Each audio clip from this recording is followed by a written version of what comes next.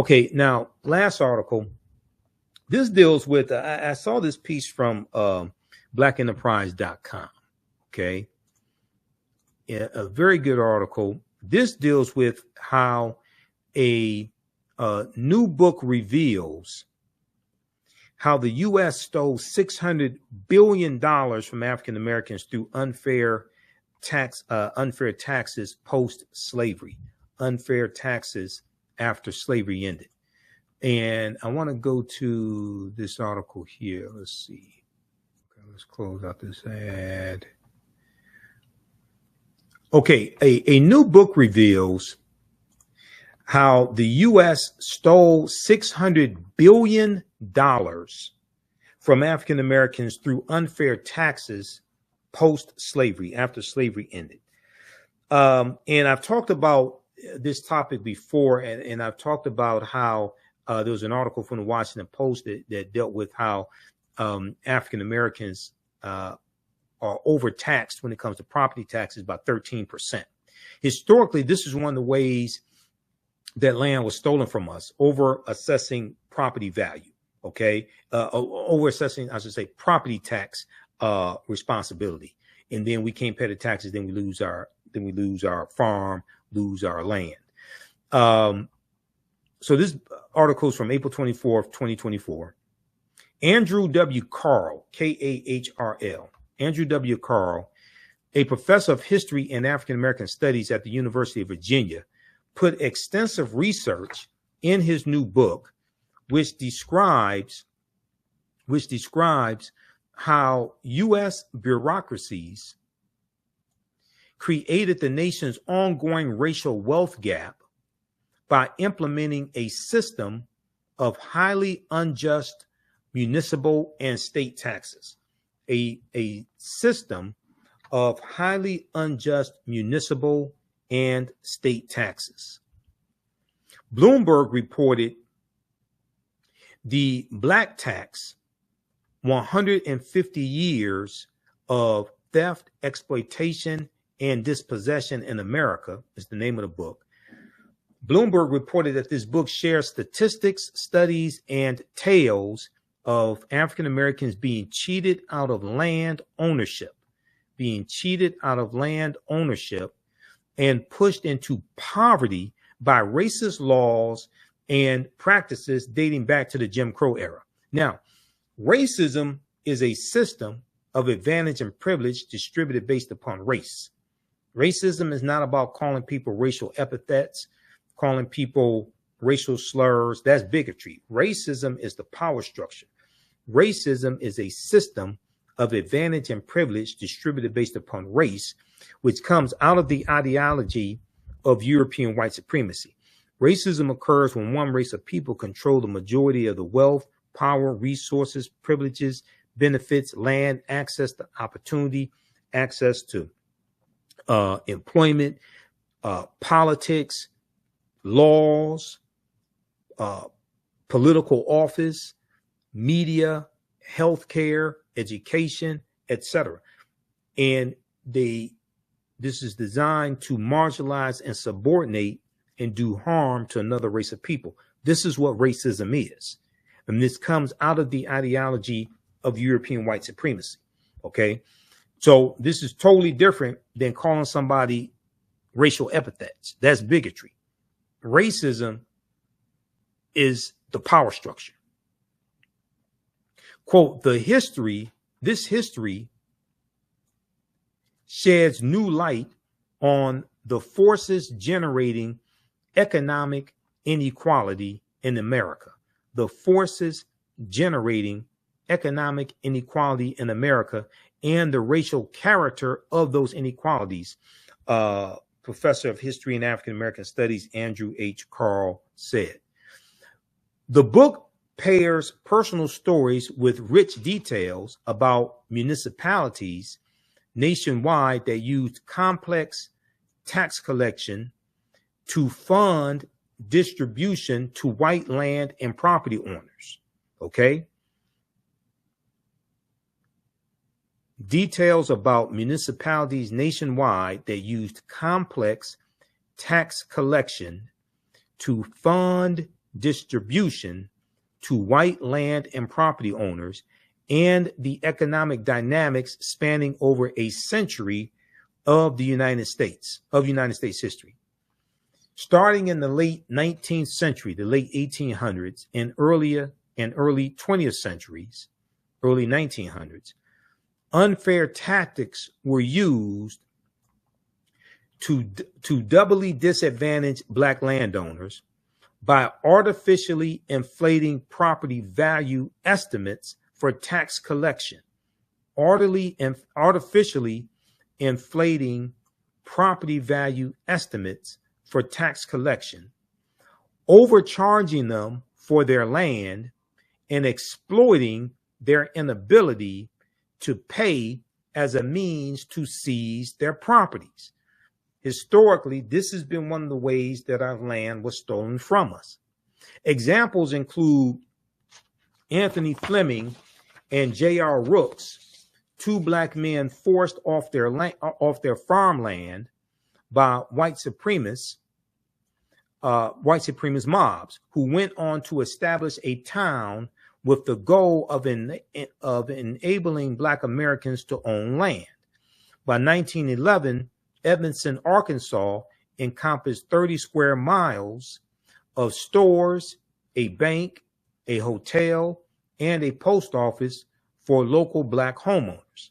However, 20 years later, the town was no more after white plantation owners plotted to seize the land by imposing taxes on lots the Edmondson, Arkansas residents were unaware of.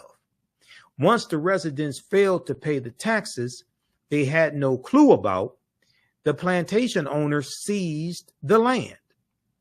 It was deeded over to one of the plantation owners who had concocted the scheme and demolished all of the buildings. In 1920, Hillary Thomas Stewart, Hillery, Hillary Thomas Stewart Sr., lost 24 acres of land in a tax sale, quote, under dubious circumstances, after the great-great-grandfather of George Floyd failed to pay $18.83 in taxes. George Floyd, who was killed May 25th, 2020 in Minneapolis, Minnesota. Okay. In 1920, Hillary Thomas Stewart Sr. lost 24 acres of land in a tax sale under dubious circumstances after the great-great-grandfather of George Floyd failed to pay $18.83 in taxes. Losing the land forced the Stewart family into poverty. When looking at the 11 million acres of land taken from African Americans, it equates to $326 billion in today's dollars. Not to forget the millions in taxes African Americans have overpaid for a century. The millions of dollars that African Americans have overpaid over a century. From 1870 to 2020, African Americans were overtaxed by more than $27.5 billion in 2023 dollars. Professor Andrew Carl doesn't just focus on the grim findings, but he does share possible solutions to making up for the century of financial oppression against the African American community. He suggests the establishment of a federal fiscal equity program that mirrors Canada's approach, where funds are allocated to local governments based on their needs. He also suggests introducing a universal home tax exemption for numerous Americans, especially lower income homeowners or those residing in historically neglected areas. Another option would be to impose taxes on the wealthiest individuals in the U.S. Professor Carl says this is the past that we live with today. This is the past that we live with today. but it does not have to be our future. The name of the book, once again, is called The Black Tax: 150 Years of Theft, Exploitation, and Dispossession in America. The book was released on Wednesday. That would be Wednesday, April 24th, 2024, and retails for $35 through the University of Chicago Press. So be sure to purchase this book. I'm going to get a copy as well. Purchase this book. Read this article from blackenterprise.com. New book reveals how the U.S. stole $600 billion from Black Americans through unfair taxes post-slavery. Now, we've talked about this tax scheme before here on the African History Network show. And there's an article from the Washington Post that deals with how historically African Americans have been overtaxed when it comes to property taxes. This piece right here from WashingtonPost.com: Black families pay significantly higher property taxes than white families, new analysis shows. Black families pay significantly higher property taxes than white families, new analysis shows. Unfair property assessments led to widespread overtaxation of Black Americans' homes. Now, we saw the same thing here in Detroit, okay, where homes in Detroit were overassessed by $600 million in property taxes, and many African Americans lost their homes. This piece right here is from July 2nd, 2020 by Andrew Von Dam, okay, for the Washington Post. And in this article, it says, state by state, neighborhood by neighborhood, Black families pay 13% more in property taxes each year than a white family would in the same situation. A massive new data analysis shows. Black-owned homes are consistently assessed at higher values relative to their actual sale price than white homes, according to a new working paper by economists Troop Howard of the University of Utah and Carlos Avenancio Leon of Indiana University. African Americans have long said they bear a disproportionate burden for taxes that support local police, schools, and parks, but nationwide measures of this type of systemic racism are hard to come by.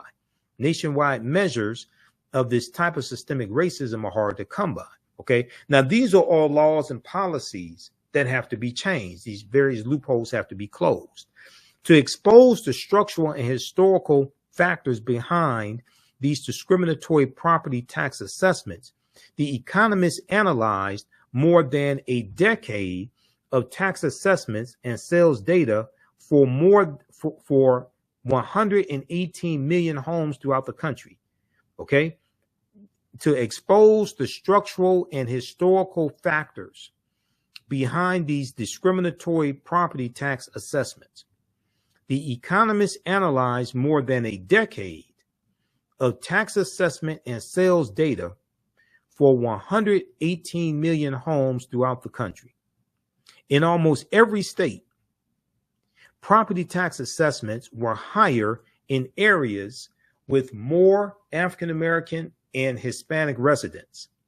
In city after city, the authors show it is not just differences in the buildings or land, but also the racial composition of the neighborhood that matters.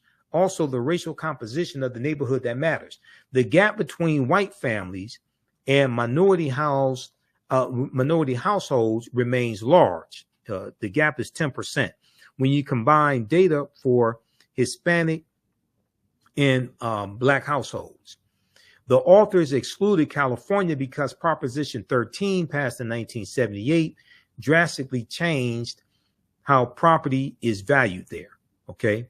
All right. So read the rest of this article here from the Washington Post. Black families pay significantly higher property taxes than white families, new analysis shows.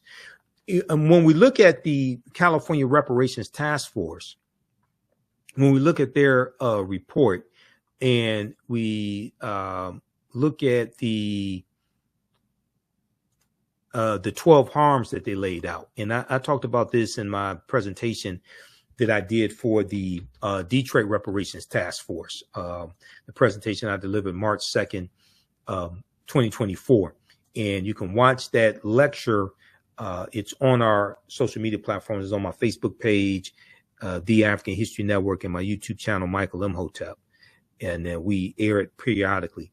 The Detroit Reparations Task Force laid out, the California Reparations Task Force in their 1,000-page report, they laid out 12 harms, okay? And they deal with the history that happened in California, the history that happened to African Americans in the United States, and they show how these 12 harms happened in the U.S., but also happened in the state of California. Then they lay out 115 policy recommendations to repair the damage.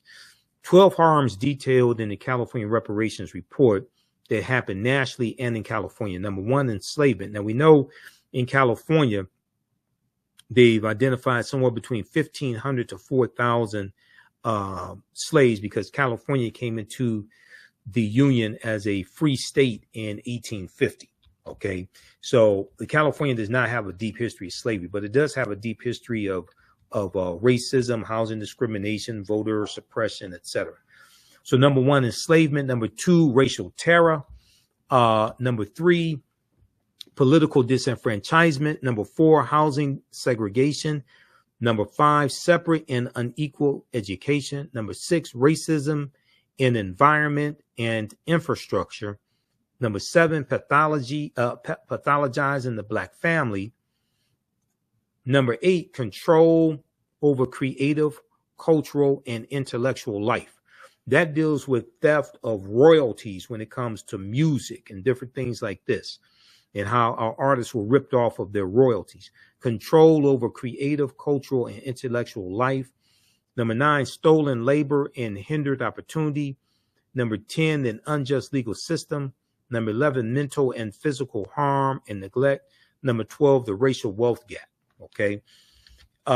So read the California Reparations Task Force report. And their report is the most extensive study on African Americans since the 1968 Kerner Commission report. If you, okay, the full report is here. Let's see, let's go to this here.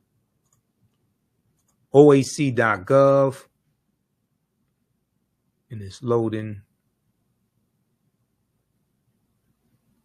Full California Reparations report. The executive summary is 74 pages. If you read the executive summary, you're going to get a huge education on this history and what's happened to African Americans across the country.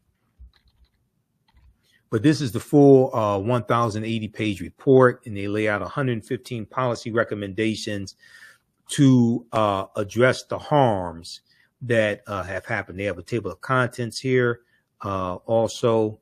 But when we look at the executive summary, now, variations of this happened all across the country. Variations of these harms happened all across the country, okay?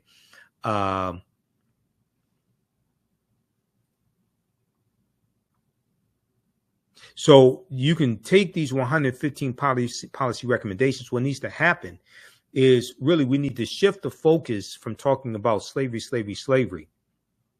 in 400 years, shift the focus talking about that to present day structural inequities, and deal with the laws and policies put in place that created those structural inequities, and then trace that back to legacy of slavery if it dates back to that, but definitely it'll probably go back to the Jim Crow era, et cetera, early 1900s. And take these 115 policy recommendations and create versions of this at the federal, state, and local levels to start repairing the damage that's happened to us, okay? So we're going to have to, that is something that is much more doable and you can actually get put in place than thinking that you're going to get $27 trillion or 14 trillion, or that's not going to happen. And I told you, based upon Title VI of the 1964 Civil Rights Act, non-discrimination federally assisted programs, race-based policies are illegal at the federal level also. And very few people know that or actually want to acknowledge that. Okay, so this is why now in California, you have a similar law. So this is why in California, any type of reparations that are going to be distributed is going to be based upon lineage, because race-based policies in the state of California are illegal also. And they want to make sure, the California Reparations Task Force, they want to make sure that any laws that get passed, anything that gets put in place, they want to make sure it doesn't get struck down in court, because they know there are going to be legal challenges. If we look at this slide here, California's unprecedented reparations report details 150 years of anti-Black harm, 150 years of anti-Black harm. The report finds that the damage to Black communities is extensive, and that a variety of intentionally crafted policy, judicial decisions, and racism by private actors has created a widespread exclusion of African Americans that has not been sufficiently addressed at any level of government. Quote, almost 150 years of active, conscious federal, state, and local government action and neglect of duty have resulted in compounded harms that are unique to African Americans, the authors wrote in a draft reviewed by NBC News prior to its release. Okay, read this article from NBCnews.com, June 1st, 2022. This is when the preliminary, the 500-page preliminary report came out. Okay, so read that article there. California's unprecedented reparations report details 150 years of anti-Black harm. Okay, so hopefully you learned a lot on today's show. If you like this type of information, you can support the African History Network, $, the AHN Show through Cash App, $, the AHN Show through Cash App, also through PayPal, paypal.me/the AHN Show. Visit our website, AfricanHistoryNetwork.com. We have the information there. Real quick, Michael, you had an announcement real quick. Go. Yeah, join me Sunday, June 30th, 2024 for my new 10-week online course, Black Resistance Movements from the Haitian Revolution, U.S. Civil War, Civil Rights Movement, Black Power Movement, 1800 to 1968. Most importantly, we look at how we fought back against white supremacy and racism, the various ways we did that. Visit my website, AfricanHistoryNetwork.com, AfricanHistoryNetwork.com. Register today, watch the class live or on demand. We'll see you in class. Thanks, all right, Roland. Thanks a bunch. And again, folks, we'll see y'all tomorrow from the Poor People's Mass Assembly here in the nation's capital. Join me Sunday, June 30th, 2024, 4 p.m. Eastern Standard Time for my new 10-week online history course, Black Resistance Movements from the Haitian Revolution, U.S. Civil War, Civil Rights Movement, and Black Power Movement, 1800 to 1968. Visit my website, AfricanHistoryNetwork.com, AfricanHistoryNetwork.com. I'm historian and national political commentator Michael Imhotep. You see me on the African History Network show and Roland Martin Unfiltered, as well as a Reba Martin show on KBLA 1580 AM. This class looks at history chronologically from 1800 through 1968 to 1971. And we look at what leads up to the Civil War taking place. We look at the Reconstruction Era, 1865, 1877, the Jim Crow era, World War I, World War II, Great Migration, Civil Rights Movement, Black Power Movement, and to get a better understanding of the different ways African Americans fought back against white supremacy and racism, how we fought back through armed resistance, how we fought back through economic empowerment and business ownership and the cooperative economics movement, how we fought back when it came to the labor movement and in the courts and legal strategies, court cases, etc. Visit my website, AfricanHistoryNetwork.com. You can watch this class live or on demand. Your understanding of history is based upon your understanding of politics. Visit our website, AfricanHistoryNetwork.com, AfricanHistoryNetwork.com. Scroll down, we have my new Juneteenth lecture there. It's a 3-hour lecture. If you register for this class, you're going to get the Juneteenth lecture in digital download format, okay? But you can order it in DVD or digital download format. You can register for the first class I teach, Ancient Kemet, the Moors, and the Ma'afa, Understand the Transatlantic Slave Trade, what they didn't teach you in school. Now, we do the sessions live. All the sessions are archived and recorded. You can go back and watch these anytime. So even after the course is over with, you can still go back and watch the class, okay? A year from now, 2 years from now, you'll still have full access, and you can watch the class.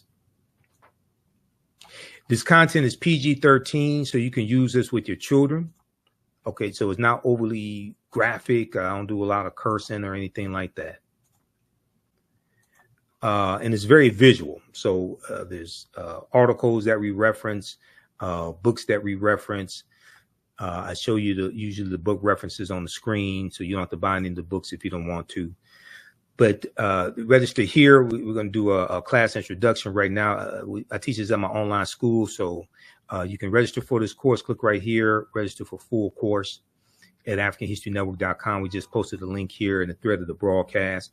You can also support the African History Network, $ the AHN show through Cash App and through PayPal, paypal.me/the AHN show. It helps us keep doing the research, stay on the air, keep broadcasting, pay some of the bills. This is our official Cash App account, $ the AHN show, SHOW. When you go to it, it'll say Michael. There's some like 5 or 6 fake African History Network Cash App accounts out there that I have identified, like these right here. Oh, and you can click on a Cash App link right here. Here's our QR code. Okay. And then here's our link for PayPal as well. This helps us keep doing the research, stay on the air, keep broadcasting, pay some of the bills, finance our Sunday night show, the African History Network show. I usually do that Sundays, 9 p.m. to 11 p.m. Eastern Standard Time on our social media platforms as well. All right, we have to get out of here. Hopefully you learned a lot today. You can email me through the website if you have any questions, AfricanHistoryNetwork.com. We'll see you in class. Remember, right now is correct wrong behavior. What you do for yourself, what you do to yourself, and what you allow other people to do to you and get away with is based upon what you think about yourself. What you think about yourself is based upon what you have been taught about yourself. What you've been taught about yourself is based upon everything you've read, heard, and seen about yourself. So when you control the radius of a man or woman's thoughts, you can control the circumference of his or her actions, because the mind can't do or teach what it doesn't know. And your understanding of politics is directly related to your understanding of history. Okay, so we'll see you in class. Listen to the African History Network show. And Wakanda, right now is correct wrong behavior. It's not over till we win. Wakanda forever.